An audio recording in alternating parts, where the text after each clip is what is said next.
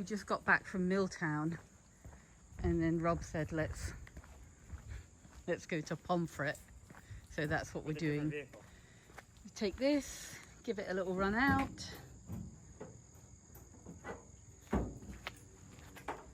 See how she does. New tires, new center caps from the other day. Uh-oh, there she goes.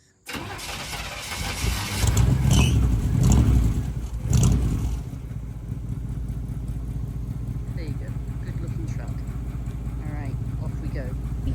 How's the brakes? Brakes aren't that good either. They're not, they're bloody awful is what they are, not that good. They need a booster, don't they? Yeah, it's manual brakes. Manual brakes. But like they're like brakes that you have bad dreams about. You know what we do need to do? New seats should be on the next agenda. New seats and a brake booster. There is like the craziest banging noise underneath the truck. Fortunately, we've got tow insurance, so just in case something wild goes wrong. You're gonna get out? No, I'm gonna turn around and check it. Oh, now? Yeah. Yeah. Whoa.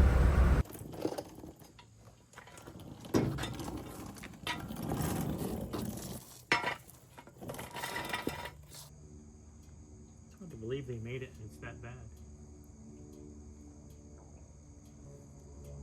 Is it because it's bent? Oh yeah, looks like they welded the front and the rear. Based on... I don't know if they had to cut it by the looks of it. I don't know. Yeah. Oh my God.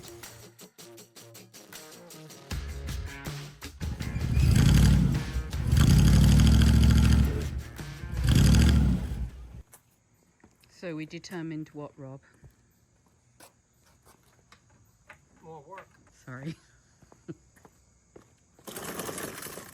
gonna turn it around, take the cover off the rear end. It sounds kind of loose in there. So what I'm thinking is, when you really get on it, I'm thinking the spider gears in the rear end are slipping. That's what I'm thinking. And is that what makes the noise, or that's just the start of...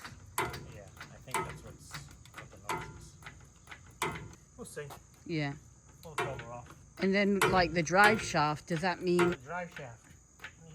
I mean, they just welded two yokes on a tube. Drive shafts are finely tuned. Oh, yeah, absolutely. Precision. Don't you get them balanced? Yeah. Yeah. Balanced. Silver Dodge on the back looks good, though. No good if it don't go down the road.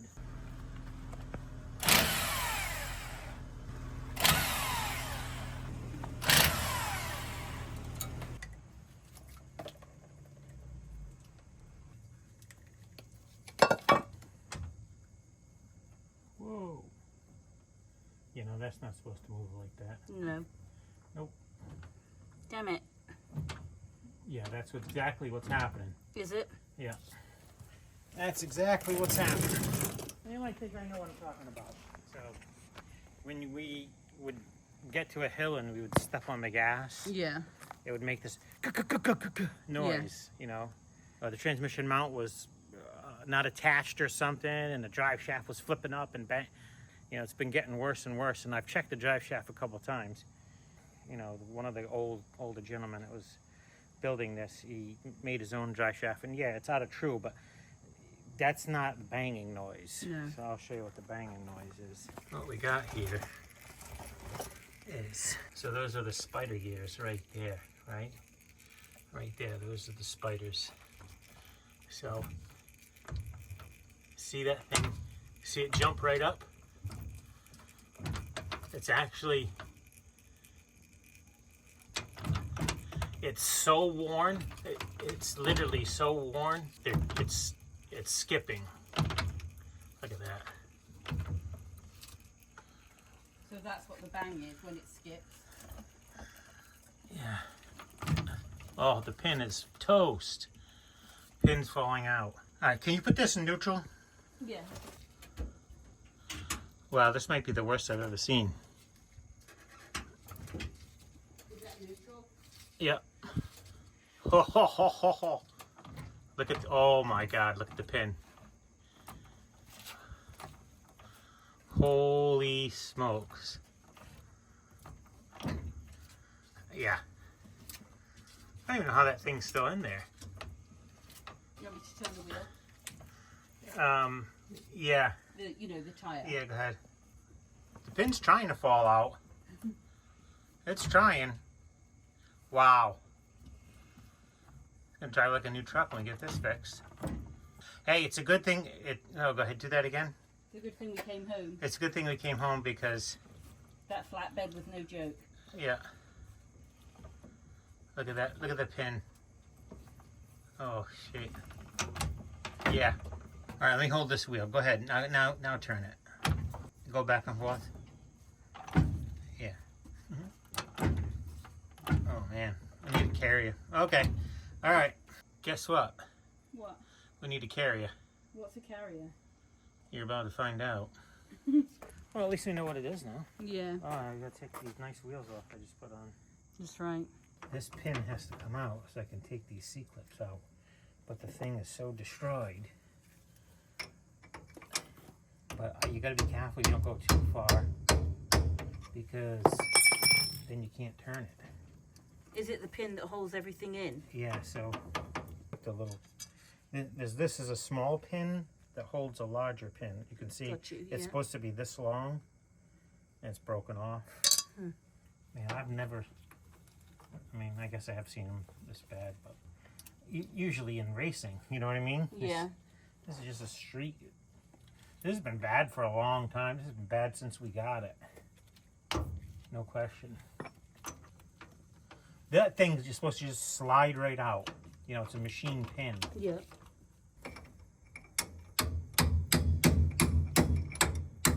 Is it, so how is it stuck? Is it like bent or? Oh, it's just mutilated. Yeah. Well, the good thing is it's free on this one.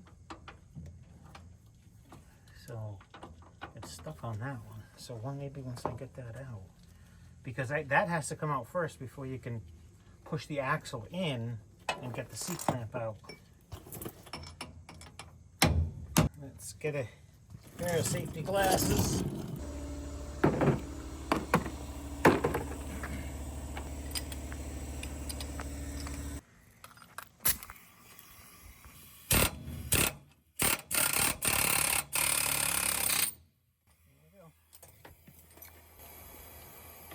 There we go.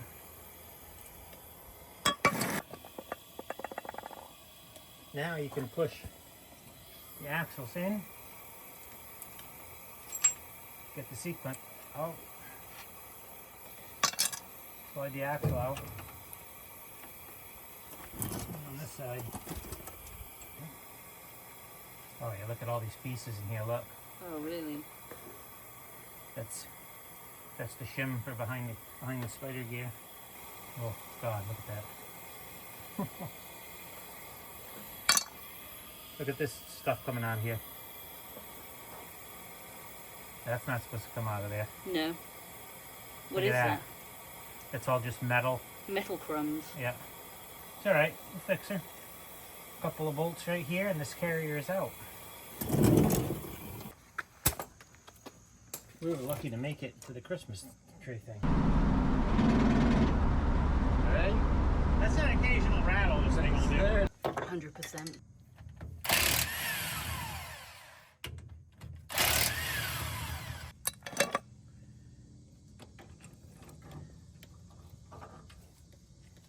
Oops, sorry.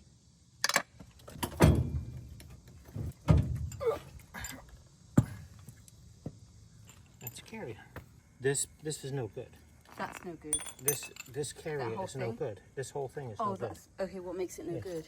Well, look at the hole. Yeah, that shouldn't be like that, should it? No. That pin is supposed to sit in there. It's precision fit. Right. Right? Yeah. One thing wears, starts ovaling out, and There's a washer behind this, which is long gone. That thing got disintegrated. sorry. This one's still there. Maybe that one's not there. It looks like it's still there. But this one's gone. It was in that pile.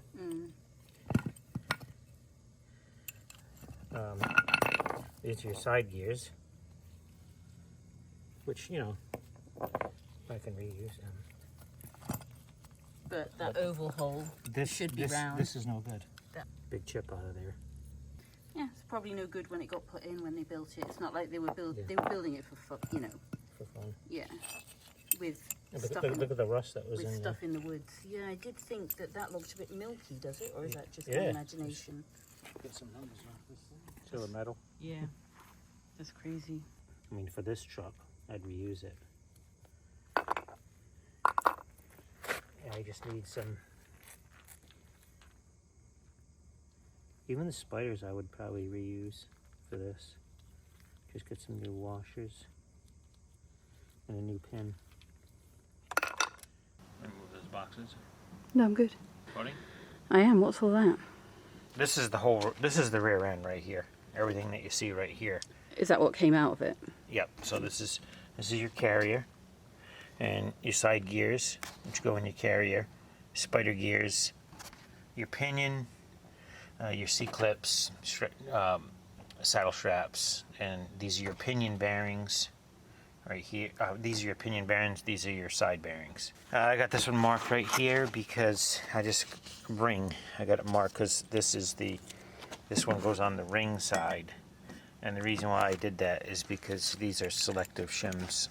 This big shim and this big shim right here. I'll measure them to see what we got. That sets your preload for your carrier side to side.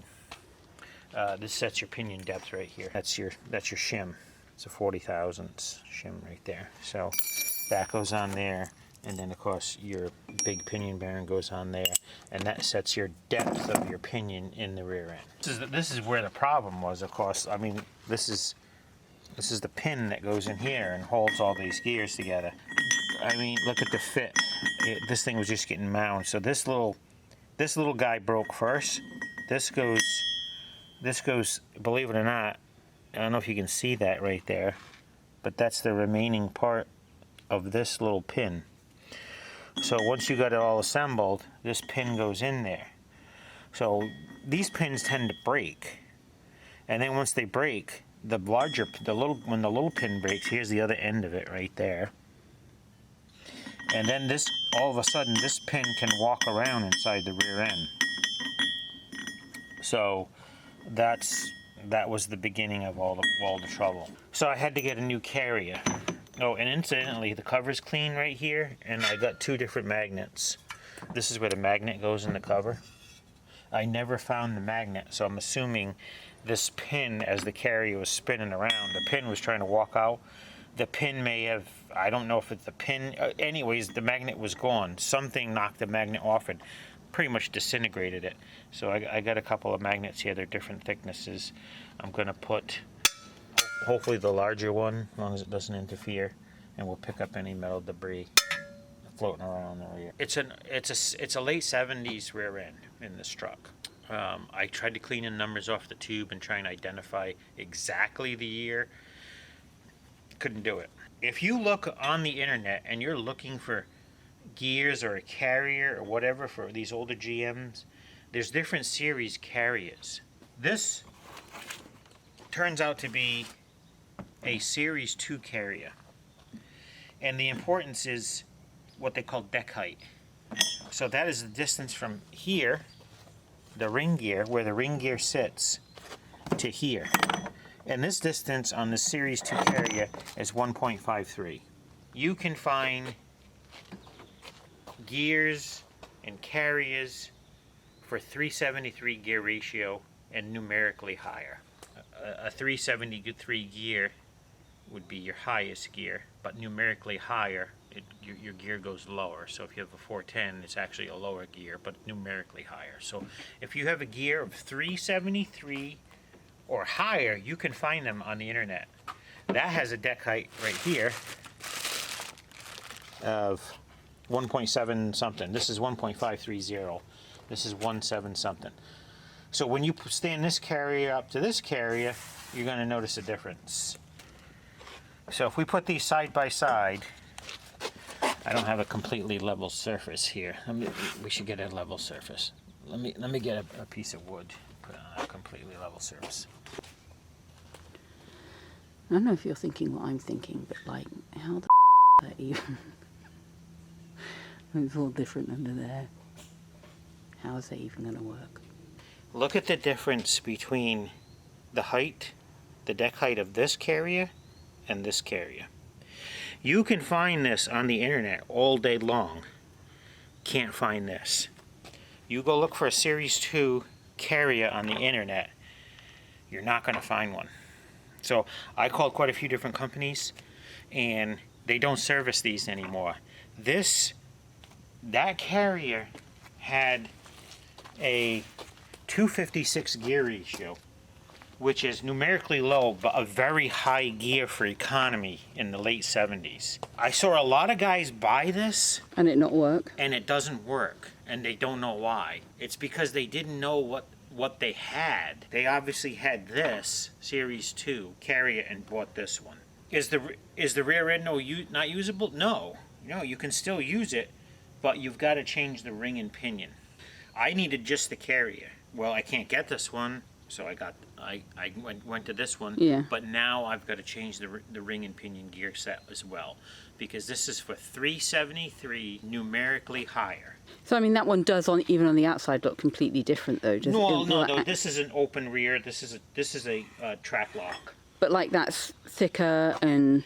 Yeah, this is even. Does it matter?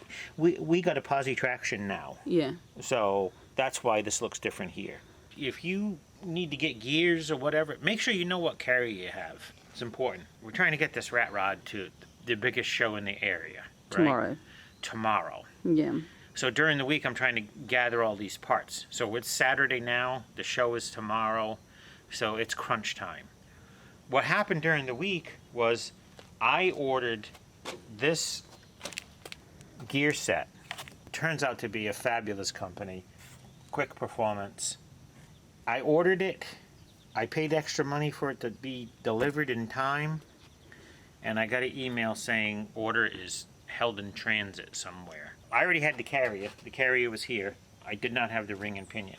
Well, I emailed the company, and the next response they sent me was, we sent you a whole new ring and pinion set, air freight, overnight. So I'm going to have to give a big shout out to this company, quickperformance.com. These are the people that are responsible for getting me this overnight. No questions asked, no nothing. But first thing is, so whenever you're setting up a new ring and pinion, this is the most important piece right here. This is where you're going to start. When you put your new pinion in, this is where you're going to start with your new shim, or your old shim, I'm sorry, on your new pinion. And then you're going to set your pinion depth, and then you're going to set your backlash. Set your pinion depth, and these two set your preload on your carrier. When you're ordering these things, you need to know the number of splines on your pinion. This happens to be a 30 spline pinion, and then you need to know the number of splines on your axle. Also can catch you up. 28 spline. That axle comes and goes right in here. Obviously, if you have a 30 spline axle and you ordered a 28, obviously that's not going to work. So these are things you need to know. So when you're ordering a new pinion, make sure you know what you have for splines. So here's a new pinion. I got to clean this up. Obviously, they've got some shipping stuff on here. You're going to want to clean all this off. If you rub your hands on that, that's super rough. It's like I think it's cosmoline. I think that's what they call it. But boom. Oh, sweet. But look at the difference between gear ratios. So 373, 256s. Look at the difference in the pinion. Now it's going to have a higher RPM as it goes down the road. This will have a higher RPM as it goes down the road, because before this was an economy rear end. Try to make a very low RPM going down the road. I mean, why would they want you to have that now? Well, back then, the reason why they did it was for fuel. But it should still be. Fuel. Remember, it's late 70s. Yeah. You're getting in. You're in the time of the shortage of fuel in the 70s. When everyone had to line up. Yeah, you had to line up at the pump to get gasoline, and a whole odd and even days. Yep. Yes. All right. Odd and even plate. Right. Yeah. So depending if you have, I can remember sitting in a '67 Cougar with my sister trying to get gasoline, and you could only get. I'm pretty sure you could only get 10 gallons if I remember right. Something that's going to give you very, very low RPMs. We'll be able to drag race this thing now. Not really, but I mean, you know, the gear ratio is good. These are my old bearings right here, my old pinion bearings, and then these are my new bearings right here. So if we take this pinion bearing, it doesn't go on there, right? It gets pressed on. So you have to put your shim on there first, and then you have to press your bearing on. Alright, so what if we get this whole rear end together, and then I look at the contact patch for the ring and pinion and I don't like it and I want to change the shim? Well, I got to press this bearing off again. This is the old bearing. What I do is I take a deburrer, I just deburr the inside of this bearing, and then boom, I just slide it on. So when I put this together, if I don't like my shim, all I have to do, take the nut off, slide the bearing off. I don't want to be pressing these bearings on and off. I'll run the risk of damaging one. But if you're at home and you got your old bearings, just take a deburrer and just clean out the inside of these bearings. So it'll just slide right on. You don't want to have to press that thing off if you're wrong on the shim size. How's it going? It's going pretty good. So different things you want to check: the height of this carrier, the height of that carrier, and the thickness of the bearings that you took out and the ones that you're putting in, just to make sure everything is the same. I have a depth mic, so I take the depth mic and then I turn it, and then lock it. Take the pin out of this one, put it down into this one. So I put this down in here. And if you can see right here, you can see it might be a thousandth or two off, but it's very, very, very close. So the carrier bearings here, and these measure. If you're just getting the race, and you're just getting where it sits, these measure 855. And then if you take your new set, so it's a few thousandths off. That's where these come in, these shims right here. Oh, got you. Yeah. So that's where, if we need to make an adjustment for the backlash, these are our different shims. So my pinion is in there. You can see it's in there. I just have a bearing on there backwards and the other bearing in there, just to take up the slack. But that's in there, nice and snug. I gotta put the ring gear on, and then I'm gonna put this carrier in it and see where we're at. Okay, we got the carrier in now, and I got my dial indicator set up. Check this backlash, 10 thousandths. So we're in the ballpark. It's 6 to 10. Now I can check the pattern and see what it looks like on the ring and pinion. So this is what we got for a contact patch. Looks pretty good. I mean, it's fairly mostly spread over the whole tooth. For what this is, you know, I think it's pretty good. Go for broke, put this thing together. I am going to take maybe 2 thousandths of backlash out of it, and we'll final assembly this thing. Alright, we are back in here. I knocked her down from the 10 to 8, so it's supposed to be 6 to 10. I got it 8 right in the middle. Pin in, Loctited, the axles are in, the pinion's in. I'll put this cover on. This thing should be on the street shortly.